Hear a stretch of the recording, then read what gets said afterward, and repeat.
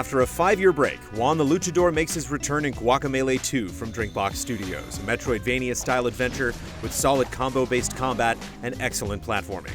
There are a few bumps here and there, but nothing that dampers the game too much.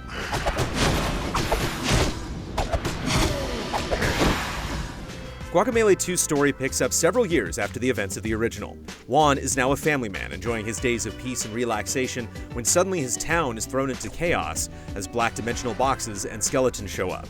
After dispatching the foes, Juan learns that the Mexiverse is in danger, so he travels to the darkest timeline.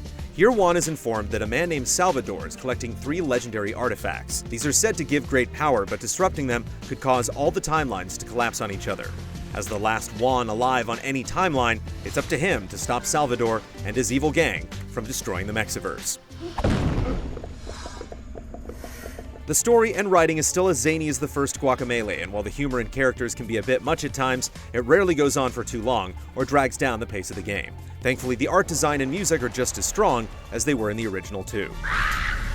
Like the previous entry, Guacamelee 2 follows the Metroidvania style of design, where players explore a large connected world while collecting power-ups to gain access to new areas.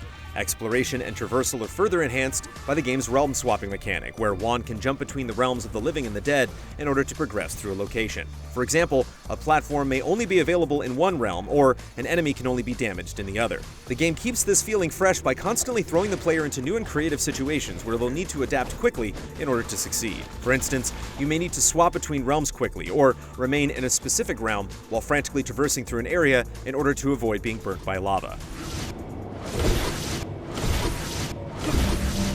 Along your journey, Juan will relearn several power-ups that he had in his first adventure. The Rooster Uppercut can be used as an offensive attack or a tool to reach higher ground. Meanwhile, the Pile Driver and the Suplex can be used to throw enemies into one another. One of the most exciting additions is Eagle Boost, which flings Juan in a direction depending on the angle.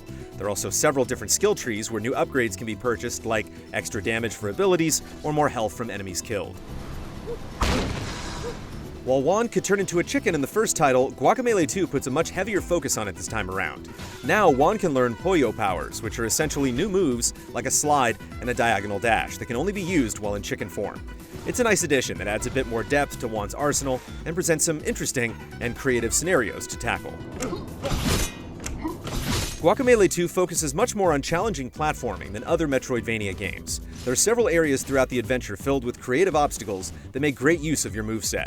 Some of the optional areas offer the most difficult and rewarding platforming by far, providing welcome diversions to put your skills to the test.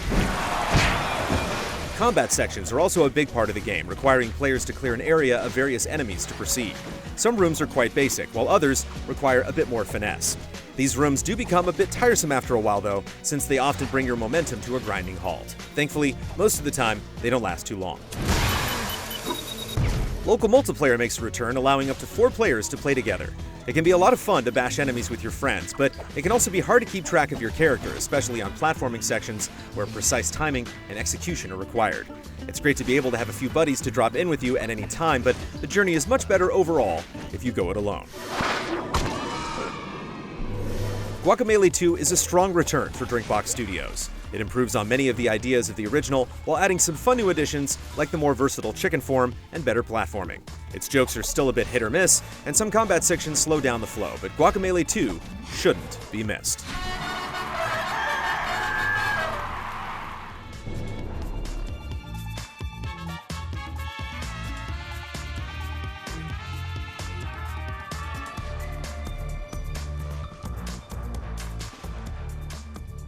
Easy Allies reviews are made possible by generous viewers just like you. If you like what you see, check out patreon.com/easyallies to help us make more. For just $1 a month, you can gain access to weekly updates, spoiler discussions, and exclusive shows.